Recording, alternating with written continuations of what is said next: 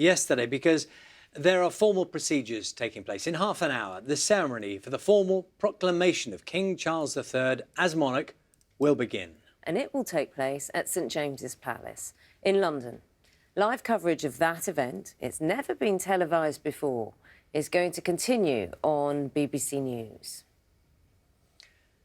So we will bring you the formal proclamation this morning that will actually begin at 10 a.m. this morning. Regular updates, of course, from Buckingham Palace, where those crowds have been gathering.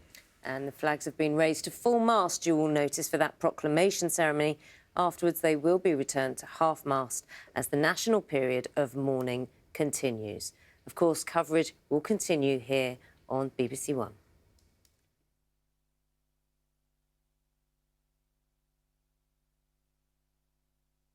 There are some changes to today's schedule. Next, the proclamation of His Majesty the King. At 2 o'clock, picturing Elizabeth, her life in images. For the latest information about all the changes to schedules, go to bbc.co.uk.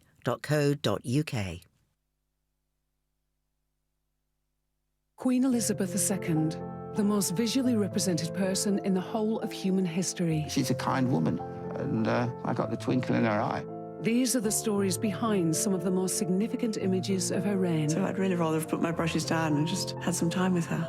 I wanted her to appear as human as possible. She had these Wellington boots, this Macintosh, and I remember thinking, oh, that was an interesting picture. Picturing Elizabeth, her life in images. Today at 2 on BBC One and iPlayer.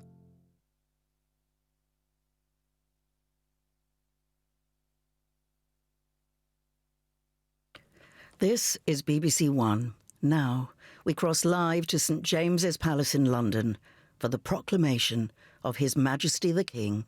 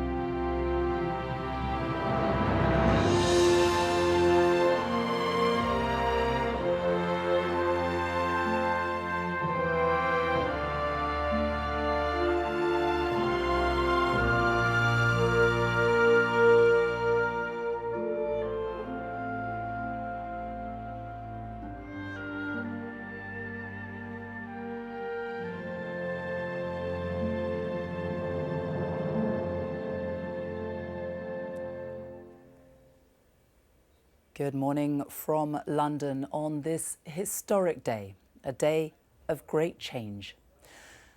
This is central London. St James's Palace in the heart of London is just a stone's throw from Buckingham Palace, where thousands of people have made their way since the death was announced of Her Majesty the Queen late on Thursday afternoon.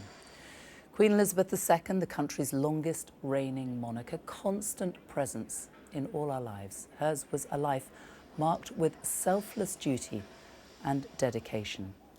The focus until now has been at Balmoral, where she passed away, and at Buckingham Palace, where huge crowds have been gathering. But today, the focus changes to here, to St James's Palace. The palace has been the residence for kings and queens of England for over 300 years.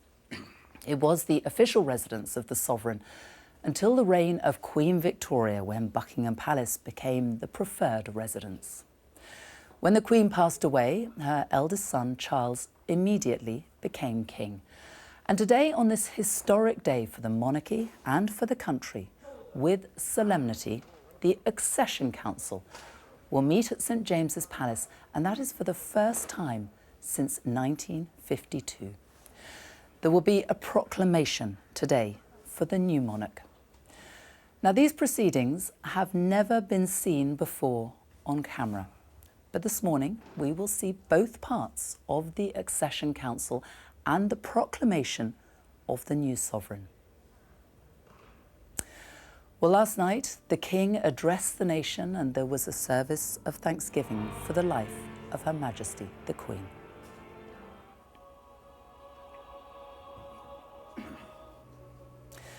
What will happen today is the King's first official event as our new monarch.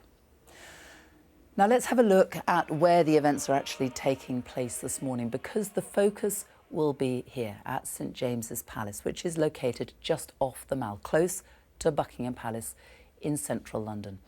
It was originally the home of the monarch, but when the move was made to Buckingham Palace, formal royal business continued here at St James's Palace.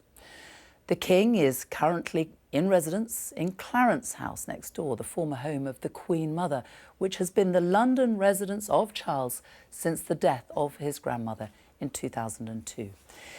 In a short while, he will make his way from his home to St James's Palace to meet with the Accession Council for the first time. Now, once the council formalities have taken place, the principal proclamation of His Majesty the King will be made from the balcony of that palace overlooking Friary Court in the palace grounds. And Clive Murray is there for us now. Good morning to you, Sophie. There's a little bit of a chill in the air here. The cloud of early morning has been shifting, moving above us, but thankfully the incessant rain of the last few days that greeted the passing of the Queen is no more.